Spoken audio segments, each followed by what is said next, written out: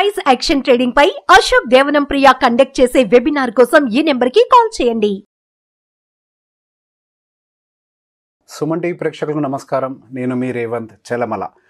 Market weekly రౌండప్కి స్వాగతం. So ఈ వారం మనకి మార్కెట్లో ఏం జరిగింది అన్న దాని గురించి ఒక బ్రీఫ్ చూసుకుందాము. సో ప్రతి వారం శనివారం రోజు మీ ముందలకి ఈ మార్కెట్ అప్డేట్స్ తోటి వచ్చే ప్రయత్నం చేస్తాను. సో ఈ వారం మనం నిఫ్టీని గమనించినట్లయితే 0.77% హయ్యర్ సైడ్ క్లోజ్ అయింది. అదే మనకు టోటల్ మనకి ఇవాళ డేట్ 12వ తారీఖు. సో మంత్లీ డేటా గమనించినట్లయితే నిఫ్టీ దాదాపుగా 2.1% హయ్యర్ సైడ్ క్లోజ్ అయింది. అండ్ పర్టికులర్గా బ్యాంక్స్ అయితే డౌన్ సైడ్ పుల్ చేశాయి, బట్ ఐటీ సెక్టార్ మాత్రం అటు నిఫ్టీని అయితే చాలా బాగా సపోర్ట్ చేసింది. సో శుక్రవారం నాడు అంటే 12వ తారీఖు రోజు పర్టికులర్గా మనకి ఐటీ సెక్టార్ ఒకటే దాదాపుగా 4.4% హయ్యర్ సైడ్ క్లోజ్ అయింది. అండ్ మంత్లీ డేటా గమనించినట్లయితే ఆల్మోస్ట్ 7.8%. సో ఐటీ మనకి ఒక మంచి సపోర్టింగ్గా నిలబడింది నిఫ్టీకి. సో దానికి మెయిన్గా ట్రిగ్గర్ రీజన్ వచ్చేసరికి there is no doubt TCS యొక్క రిజల్ట్స్. టీసీఎస్ రిజల్ట్స్ మార్కెట్లో మనకి అంటే సూపర్ రిజల్ట్స్ అని చెప్పడానికైతే లేదు, కాకపోతే ఎక్స్పెక్టేషన్స్ని అయితే మీట్ అయ్యాయి. ఎక్స్పెక్టేషన్స్ మీద కొంచెం బెటర్గా వచ్చినట్టుగా కనిపిస్తుంది. సో దానివల్ల పర్టికులర్గా మనకి ఐటీ సెక్టార్లో మంచి ర్యాలీ అయితే కనిపిస్తుంది. సో బేసిక్గా ఐటీ సెక్టార్ నుంచి మంచి రిజల్ట్స్ అనేవి అయితే ఎక్స్పెక్ట్ చేయట్లేదు, కానీ టీసీఎస్ నుంచి వచ్చినటువంటి రిజల్ట్స్ మార్కెట్ని కొంతవరకు సాటిస్ఫై చేయడం వల్ల మనకి నిఫ్టీలో కూడా ఒక మంచి మూమెంటం రావడానికి అయితే ఉపయోగపడింది. అండ్ నెక్స్ట్ బ్యాంక్ నిఫ్టీ మనం గమనించినట్లయితే ఈ వారంలో -0.63% డౌన్ సైడ్ క్లోజ్ అయింది. అదే మంత్లీ డేటా అయితే -0.1%. మనం ఇందాక అనుకున్నట్టుగానే పర్టికులర్గా మనకి బ్యాంక్స్ అయితే కొంతవరకు డౌన్ సైడ్ పుల్ చేయడం అయితే అబ్జర్వ్ చేస్తున్నాం. అండ్ అదే mid cap and small cap కూడా పెద్దగా ఏమీ రిటర్న్స్ ఇవ్వలేదు. మిడ్ క్యాప్ అయితే -0.3% క్లోజ్ అయింది. అండ్ మంత్లీ డేటా ఈ జూలై మంత్ డేటా ప్రకారం అయితే 2.18% హయ్యర్ సైడ్లో ఉంది. అండ్ స్మాల్ క్యాప్ అయితే -0.25% డౌన్ సైడ్ క్లోజ్ అయింది ఈ వారంలో. అండ్ మంత్లీ డేటా గమనిస్తే 3.25% హయ్యర్ సైడ్ క్లోజ్ అవడం అయితే మనకి స్మాల్ క్యాప్లో గమనిస్తున్నాం. అండ్ సో పర్టికులర్గా మనకి ఈ ఏదైతే మొమెంటం ఉందో ఆ మొమెంటం కొంతవరకు స్లో డౌన్ అవుతున్నట్టుగానే కనిపిస్తుంది, అటు మిడ్ క్యాప్లో కానీ స్మాల్ క్యాప్లో కానీ. అండ్ మనకి పర్టికులర్గా నిఫ్టీ కొంతవరకు 2% హయ్యర్ సైడ్ అంటే మనం మాట్లాడుకున్నట్టుగా సెక్టార్స్ కొద్దిగా సపోర్ట్ చేస్తున్నాయి. అండ్ ఐటీ సెక్టార్ నిఫ్టీలో కొంచెం మంచి వెయిటేజ్ ఉంటుంది కాబట్టి వాటిల్లో వచ్చేటువంటి మూమెంటం అనేది మనకి బాగా ఉపయోగపడుతుంది. అండ్ రాబోతుందంతా కూడా రిజల్ట్ సీజనే. మొన్న మనకు ఫస్ట్ టీసీఎస్ తోటి రిజల్ట్స్ స్టార్ట్ అయ్యాయి. సో గోయింగ్ ఫర్దర్ ఇంకా రాబోతుందంతా కూడా రిజల్ట్ సీజనే కాబట్టి రిజల్ట్స్ బేస్డ్గానే ఎక్కువగా మార్కెట్ రియాక్ట్ అవ్వడానికి అయితే అవకాశాలు కనిపిస్తున్నాయి. సో ఈ వారంలో మనకి ఆర్బీఐ డిప్యూటీ గవర్నర్ గారు కొంతవరకు కన్సర్న్స్ని అయితే చూపించారు. సో పర్టికులర్గా మనకు ఫైనాన్స్ సెక్టార్ సీఈఓస్ అంటే బ్యాంక్స్ అవ్వచ్చు, ఎన్బిఎఫ్సిస్ అవ్వచ్చు, ఆ సీఈఓస్ తోటి ఒక మీటింగ్ జరిగింది. ఆ మీటింగ్లో ఆర్బీఐ డిప్యూటీ గవర్నర్ గారు కొన్ని కన్సర్న్స్ని అయితే రేస్ చేశారు. సో పర్టికులర్గా ఫ్రాడ్లెంట్ ట్రాన్సాక్షన్స్ కానీ ఫ్రాడ్లెంట్ యాక్టివిటీ ఏదైతే పర్టికులర్గా జరుగుతుందో ఈ బ్యాంక్స్లో దాన్ని ప్రాపర్గా రిపోర్ట్ చేయట్లేదు అని వాటిని ప్రాపర్గా ఐడెంటిఫై కూడా చేయలేకపోతున్నారు అనే ఒక కన్సర్న్ అయితే బాగా రేస్ చేస్తున్నారు. సో దాని మీద కొంతవరకు గ్రౌండ్ వర్క్ అయితే చేయాలి, టెక్నాలజీని కూడా ప్రాపర్గా అప్గ్రేడ్ చేయాలి. అండ్ ఆర్బీఐ ప్రతి ఒక్కదాన్ని మానిటర్ చేయాలంటే కుదరదు. సో బ్యాంక్ సైడ్ నుంచే ఈ ఫ్రాడ్లెంట్ యాక్టివిటీ ఏదైతే ఉంటుందో ఆ యాక్టివిటీని ఐడెంటిఫై చేసి వాటిని కొంతవరకు నియంత్రించే ప్రయత్నం చేయాలని చెప్తున్నారు.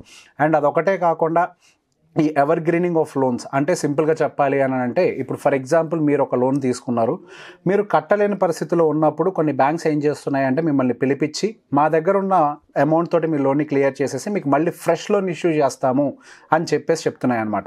సో దీన్ని బేసిక్గా మనకి ఎవర్ గ్రీనింగ్ ఆఫ్ లోన్స్ అని అంటాము. సో దీనివల్ల నష్టం ఏంటి అని అంటే లోన్ బుక్ అనేది కొంతవరకు మ్యాన్యుపులేషన్ జరుగుతుంది. సో ఎవరైతే నిజంగా కట్టలేకున్నారో వాళ్ళని ఎన్పిఏ అంటే నాన్ పర్ఫార్మింగ్ అసెట్గా మెన్షన్ చేయాలి. అట్లా ఎన్పిఏగా మెన్షన్ చేయడం వల్ల ఆ బ్యాంక్స్కి కొంతవరకు వాళ్ళ నెంబర్స్ అనేది ఎఫెక్ట్ అవ్వడానికి అవకాశం ఉంటుంది. క్వార్టర్ నెంబర్స్ రిలీజ్ చేస్తూ ఉంటారు కదా రిజల్ట్స్ని, అందులో ఎన్పిఏ అనేది పెరుగుతుంది. కాబట్టి పర్టికులర్గా వాళ్ళు వాళ్ళ దగ్గర ఉన్న అమౌంట్ తోటి లోన్ క్లియర్ చేసి బ్యాంకులో అగైన్ మళ్ళీ ఫ్రెష్ లోన్ ఇనిషియేట్ చేస్తున్నారు. సో బేసిక్గా ఈ ప్రాసెస్ అనేది కూడా కరెక్ట్ కాదు. మనకు అప్పుడు ఇట్లాంటి ప్రాసెస్ని కనుక కంటిన్యూ చేసినట్లయితే మనకి అసలు డేటా ఏముంటుంది అనేది తెలియదు. ఎప్పుడైనా ఏదైనా మేజర్ ప్రాబ్లం వచ్చినప్పుడు వీళ్ళందరూ అగైన్ డిఫాల్టర్స్గానే మిగిలిపోతారు.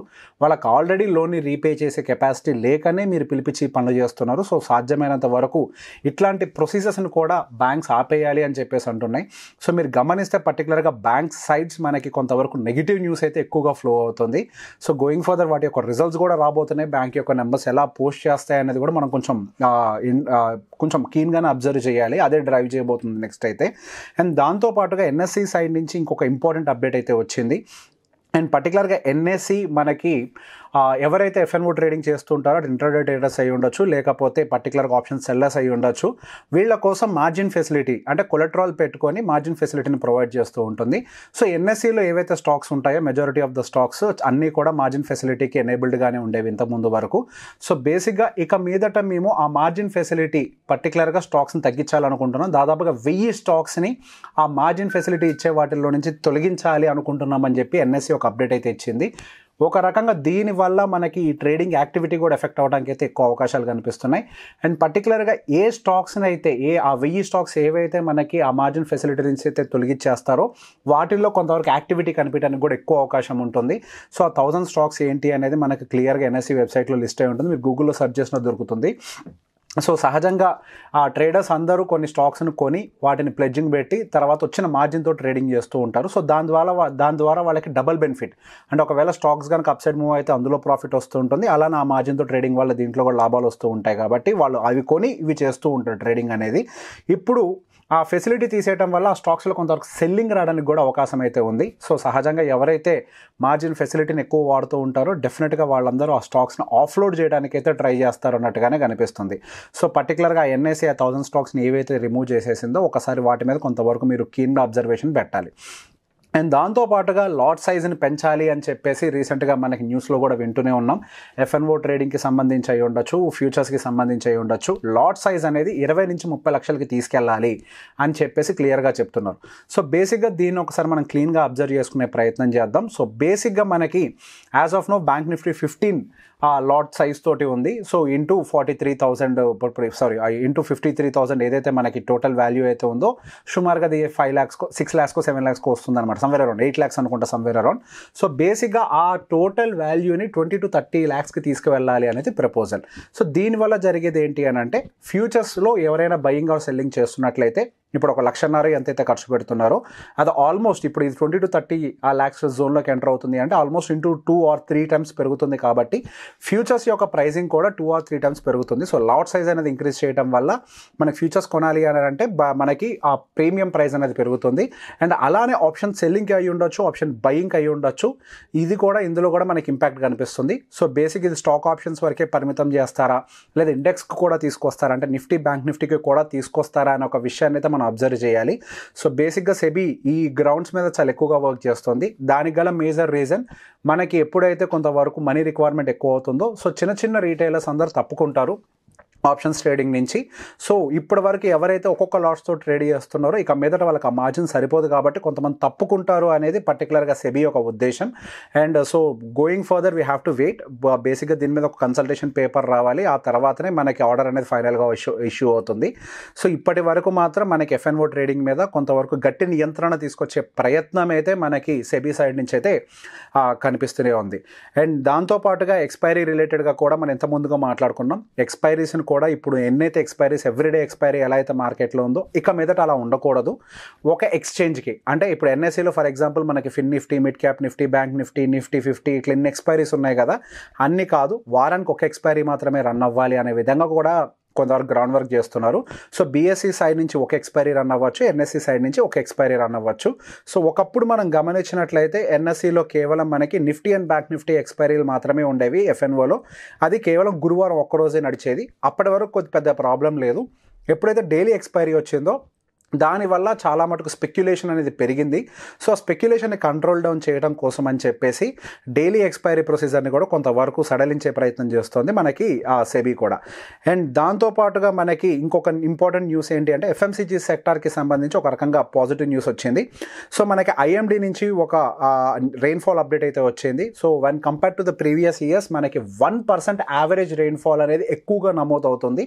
సో బేసిక్ ఇట్లా రెయిన్ఫాల్స్ అనేవి ఎక్కువగా నమోదు అయితే మనకి ఎఫ్ఎంసీజీ సెక్టార్ అనేది కొంతవరకు మంచి ర్యాలీ అవ్వడానికి స్కోప్ దొరుకుతుంది. అండ్ అలానే రూరల్ ఎకానమీ కూడా బూస్ట్ అవ్వడానికి మంచి అవకాశాలు దొరుకుతాయి. అండ్ ఈ ఎఫ్ఎంసీజీ సెక్టార్కి సంబంధించి ఒక రెయిన్ఫాల్ అనేది ఒకటి పక్కకు పెడితే అండ్ రాబోతున్న రోజుల్లో మనకి పర్టికులర్గా బడ్జెట్ మనకి 23వ తారీఖు జూలైలో రాబోతుంది. అండ్ అప్పుడు కనుక పర్టికులర్గా ఇన్కమ్ ట్యాక్స్ ల్యాబ్స్ మీద ఏదైనా ప్రభుత్వం వర్కౌట్ చేసినట్లయితే అది కూడా ఒక రకంగా రూరల్ ఎకానమీని బాగా బూస్ట్ చేస్తుంది. సో అది కూడా మనకి అగైన్ ఎఫ్ఎంసీజీ సెక్టార్ని బూస్ట్ చేయడానికి అయితే డెఫినెట్గా మంచి అడ్వాంటేజ్గా అనేది కనిపిస్తుంది. సో బేసిక్ ఎఫ్ఎంసీజీ సెక్టర్ రానున్న రోజుల్లో మంచి ఫోకస్లో ఉండడానికి అయితే అవకాశం కనిపిస్తుంది. అండ్ దాంతోపాటుగా మనకి ఈ వారం యూఎస్ ఇన్ఫ్లేషన్ డేటా అనేది వచ్చింది. సో యూఎస్ ఇన్ఫ్లేషన్ డేటా అనేది మార్కెట్ ఎక్స్పెక్టేషన్స్ అండ్ ప్రీవియస్తో కంపేర్ చేసినా కానీ కంపారిటివ్లీ ఒక పాయింట్ తక్కువగానే వచ్చింది. సో బేసిక్గా మనకి రీసెంట్గా యూఎస్ ఇన్ఫ్లేషన్కి సంబంధించి అయితే న్యూస్ని బాగా ఎక్కువగానే ట్రాక్ చేస్తున్నాం. ఎందుకనంటే దాని బేసిస్ మీదనే మనకి ఫెడ్ ఇంట్రెస్ట్ రేట్ కట్ అనేది డిసైడ్ అయ్యి ఉంటుంది. సో మనకి యూఎస్ ఇన్ఫ్లేషన్ అనేది స్టడీగా ఉంటే మనకి ఫెడ్ ఇంట్రెస్ట్ రేట్ కట్ రాబోతున్నటువంటి సెప్టెంబర్లో ఉండడానికి ఎక్కువ అవకాశాలు ఉంటాయి. సో సెప్టెంబర్లో మన కనుక ఫెడ్ ఇంట్రెస్ట్ రేట్ కట్స్ కనుక జరిగాయి అని అంటే ఎకానమీ మంచిగా బూస్ట్ అవడానికి అవకాశం ఉంటుంది. సో స్టాక్ మార్కెట్ కూడా స్టేబుల్గా ఉంటుంది అనేది ఒక ఎక్స్పెక్టేషన్ ఉంది. సో మనం రీసెంట్గా ఈ వారంలో గమనించినట్లయితే యూఎస్ ఫెడ్ చైర్మన్ రకరకాల సమావేశాల్లో ఆయన ప్రజెంటేషన్ అయితే ఇచ్చారు. యూఎస్ సెనేట్లో కూడా ఆయన ప్రజెంటేషన్ ఇచ్చారు. సో బేసిక్గా ఆయన చెప్తున్న దాని ప్రకారం కూడా మనకి ఫెడ్ ఇంట్రెస్ట్ రేట్ కట్స్ చేయాలి అని అంటే ఇన్ఫ్లేషన్ మనకి ఫెడ్ కంఫర్ట్ జోన్లోకి రావాల్సిన అవసరం లేదు. అక్కడికి వస్తుంది అనే నమ్మకం ఉన్నా చాలు ఫెడ్ అనేది ఇంట్రెస్ట్ రేట్ కట్స్ అనేవి మొదలు పెడతాయి అని చెప్తుంది. సో బేసిక్గా దాని వెనకాల అర్థం ఏంటి అని అంటే మనం ఇంకెక్కువ కాలం పాటు ఈ వడ్డీ రేట్లను ఇలానే కొనసాగించినట్లయితే మనకి యూఎస్ ఎకానమీ మీద బాగా ఒత్తిడి పెరగడానికి అవకాశం ఉంది. ఈ ఒత్తిడి టోటల్ ఎకానమీ స్లో డౌన్కే దారి తీయచ్చు. కాబట్టి మేము 2% ఇన్ఫ్లేషన్ రేట్ వచ్చేదాకా వెయిట్ చేయము. అది వస్తుంది అని నమ్మకం మాకు కుదిరినా కానీ మేము ఇంట్రెస్ట్ రేట్ కట్స్కి అయితే ప్రిపేర్ అయిపోతాము అని ఒక మాట అయితే చెప్తున్నారు. సో ఈ మాటల్ని బట్టి మనకు అర్థం చేసుకోవాల్సింది రాబోతున్నటువంటి సెప్టెంబర్ ఎఫ్ఓఎంసీ మీటింగ్లో ఫెడ్ ఏమైనా ఇంట్రెస్ట్ రేట్ కట్స్ ఒక 25 బేసిస్ పాయింట్ వరకు చేయొచ్చు అనే ఎక్స్పెక్టేషన్ అయితే దాదాపుగా 80 to 90% అయితే రీచ్ అయింది. సో గోయింగ్ ఫర్దర్ ఈ ఫెడ్ ఇంట్రెస్ట్ రేట్ కట్స్కి సంబంధించిన న్యూస్ని మనం చాలా డీప్గా ఫాలోఅప్ చేయాలి. ఈ ఫెడ్ ఇంట్రెస్ట్ రేట్ కట్ కనుక చేసింది అని అంటే సహజంగా ఫస్ట్ బెనిఫిట్ అయ్యేది మాత్రం ఐటీ సెక్టర్. అండ్ అవెవర్ మనం గత కొన్నాళ్ళుగా చూస్తున్నట్లయితే ఐటీ సెక్టర్ మంచిగా ర్యాలీ అవుతుంది. ఇన్ఫ్యాక్ట్ అసలు ఇప్పుడు నిఫ్టీని సెన్సెక్స్ని వీటన్నిటిని కూడా స్టేబుల్గా నిలబెడుతుంది కూడా ఐటీ సెక్టారే. సో ఈ ఫెడ్ ఇంట్రెస్ట్ రేట్ కట్ అనేది అగైన్ ఒక యాడెడ్ బూస్టింగ్ అడ్వాంటేజ్గా మారడానికి అయితే అవకాశం కనిపిస్తుంది. ఈ బేసిక్గా మనకి యూఎస్ ఇన్ఫ్లేషన్ డేటా అనేది బయటకు వచ్చిన తర్వాత పర్టికులర్గా గురువారం రోజు రాత్రి మనకి అటు యూఎస్ స్టాక్స్లో అయితే విపరీతమైన ప్రాఫిట్ బుకింగ్ అయితే మనం గమనించాము. మేబీ ఇది ఒక రకంగా చెప్పాలి అంటే by on rumour and cell on news అన్న కాన్సెప్ట్ లాగా ఉంది. సో బేసిక్గా ఇంట్రెస్ట్ రేట్ కట్స్ జరుగుతాయి ఇక మీదట అన్న ఒక కాన్ఫిడెన్స్ తోటి గత కొన్నాళ్ళ పాటు మనకి అటు యూఎస్ మార్కెట్స్ కూడా ఆల్ టైమ్ హైస్ని బ్రేక్ చేసుకుంటూనే వెళ్ళిపోతున్నాయి. సో బేసిక్గా ఇప్పుడు మనకి క్లియర్గా మనకి యూఎస్ ఇంట్రెస్ట్ రేట్ కట్స్ జరగచ్చు అనే క్లారిటీ వచ్చిన తర్వాత ప్రాపర్గా ప్రాఫిట్ బుకింగ్లోకి అయితే మార్కెట్ ఎంటర్ అయినట్టుగా అంటే అటు యూఎస్ మార్కెట్స్ అయితే ప్రాఫిట్ బుకింగ్లోకి ఎంటర్ అయినట్టుగా కనిపిస్తుంది. సో మనం పోను ఈ యూఎస్ మార్కెట్స్ని అయితే కొద్దిగా కీన్గానే అబ్జర్వ్ చేయాలి. వాళ్ళు నిజంగానే సెలాన్ న్యూస్ అన్న పద్ధతిని కనుక ఫాలో అయినట్లయితే మనకి యూఎస్ ఇంట్రెస్ట్ రేట్ కట్స్ అనేవి యూఎస్ మార్కెట్లో పెద్దగా హెల్ప్ఫుల్గా కనిపించకపోవచ్చు. బట్ ఇండియన్ ఐటీ సెక్టర్లో మాత్రం కొంతవరకు బూమ్ రావడానికి అయితే మేబీ దానివల్ల ఏమైనా అవకాశం ఉండొచ్చేమో అని దాన్ని కొంతవరకు గమనిస్తూ ఉండాలి. సో గోయింగ్ ఫర్దర్ మార్కెట్స్ అయితే ఎక్కువ రాబోతున్నటువంటి నెంబర్స్నే గమనిస్తాయి. ఇక మీదట యుఫోరియా అయితే లేదు. జూలై 23వ తారీఖు అయితే రాబోతోంది. ఇంకొక హార్డ్లీ 10 days మాత్రమే ఉంది. జూలై 23వ తారీఖు రాబోతున్నటువంటి బడ్జెట్ సమావేశాలను దృష్టిలో పెట్టుకొని మార్కెట్ రియాక్షన్స్ కొంత ఉంటాయి. అండ్ దాంతోపాటుగా ఇప్పుడు మార్కెట్లో మనకి నెంబర్స్ అయితే పోస్ట్ అవుతూ ఉంటాయి, కంపెనీస్ యొక్క నెంబర్స్. సో బేసిక్గా కంపెనీ యొక్క నెంబర్స్ ఇప్పుడు జరిగినటువంటి ర్యాలీ తోటి ఇన్లైన్గా రాకపోతే మళ్ళీ కొంతవరకు ప్రాఫిట్ బుకింగ్స్ ఉండడానికి అయితే అవకాశం ఉంటుంది. అది సహజంగా ఫండమెంటల్గా జరిగేటువంటి యాక్టివిటీయే. సో పర్టికులర్గా ఏవైతే స్టాక్స్ బాగా ప్రీవియస్గా ర్యాలీ అయి ఉన్నాయో ఆ స్టాక్స్ యొక్క పర్ఫార్మెన్స్ని అంటే వాటి యొక్క నెంబర్స్ని మనం కన్సిస్టెంట్గా ఫాలోఅప్ చేస్తూ ఉండాలి.